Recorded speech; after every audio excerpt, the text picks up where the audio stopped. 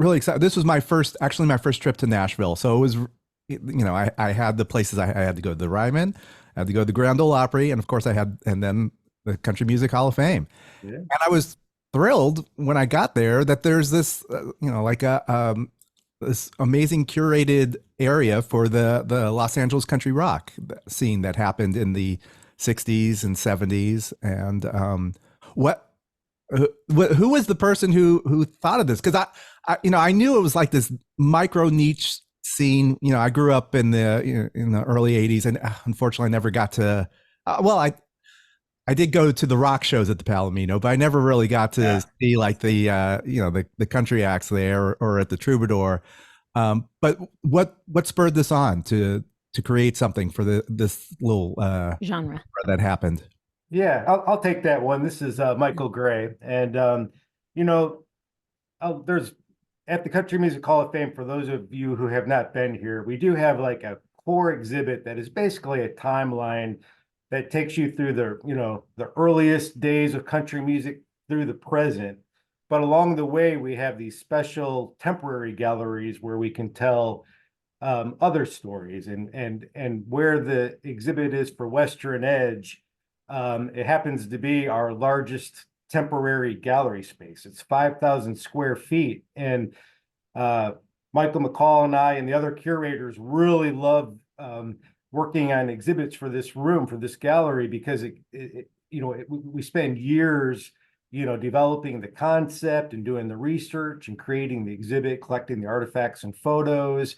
And we have so much space in this particular gallery that it really gives us a chance to make connections and look at communities and subgenres and just subgenres of music, and really take like a real deep dive. A lot of our other special exhibits tend to be more biographical. Like right now we have an exhibit on Patty Loveless and Eric Church and Dick Curlis, but this gives us a chance to kind of look at really take a deep dive into a specific story. So yeah.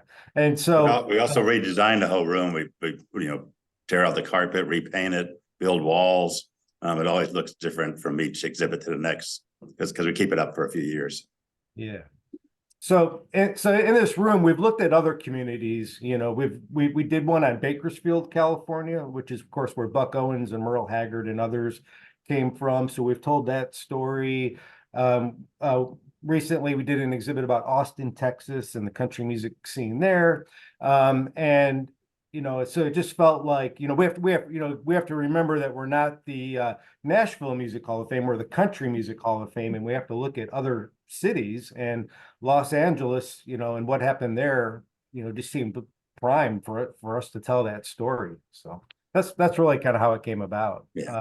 I would say this is Michael McCall, but we look at what ways the country music influences other parts of culture at times. And in this case, with rock and roll and pop music, they very distinctly drew on country music on purpose to create a style of country music or rock music and pop music that had been different than anything that had been done before that. Okay, I have to ask, who comes out for this exhibit and for the other exhibits?